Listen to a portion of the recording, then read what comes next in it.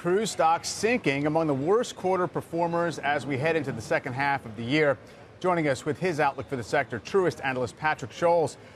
Patrick, good to have you here this morning. Yeah, the travel trade really did reverse recently. Even things like hotels, in addition to airlines and cruise lines, people worried about just sort of this kind of concentrated demand maybe going into the summer for bookings and then falling off. Does that make sense? Do you think that's going to actually come through in terms of these companies' results?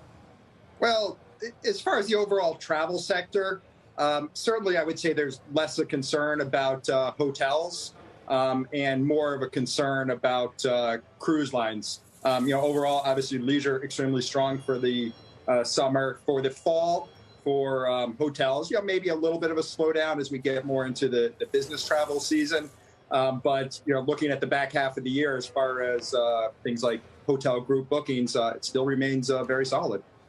Well, the cruise lines, obviously pricing has perhaps been an issue. And of course, capital structures are an issue. I mean, what they had to do to stay in business for a while, raising a lot of debt and selling more shares, keeps them in a tough position. What's your outlook right now among, let's say, the three big ones?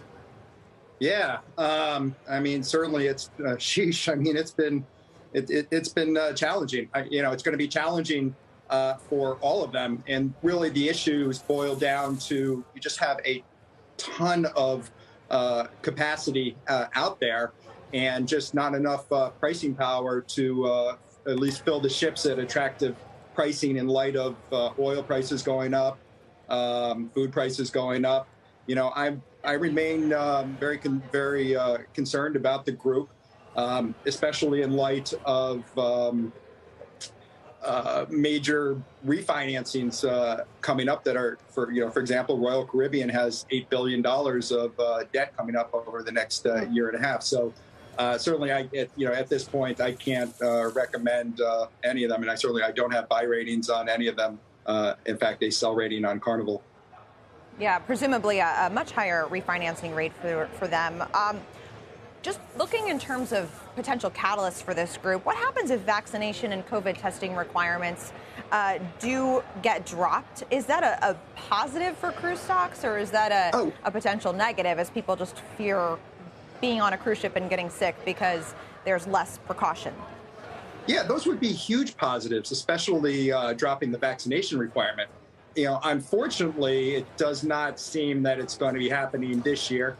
If there's a little bit of luck, it might happen somewhere, perhaps middle of next year. But that's another year of just burning cash. So yes, if that were to happen, it would clearly be a positive. However, I'm not expecting it to happen. Not going to happen this year. Patrick, in times past, cruise lines would sort of be positioned as the value option in tougher consumer times. Is that going to be of any help to them if, in fact, we do have a little more concern about, spending in the second half of the year? Yeah, I mean, that's absolutely true. I mean, even today, they are an exceptional value in relation to very expensive land-based vacation options at hotels.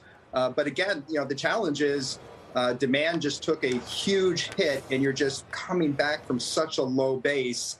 It's going to be hard to get enough demand in relation to, sort of where we're starting, and in relation to having next year 25% more rooms or berths to sell versus 2019. It's just a ton of supply out there. I mean, luck is really going to have to turn for these folks, and demand is really going to have to pick up from here on out for these companies.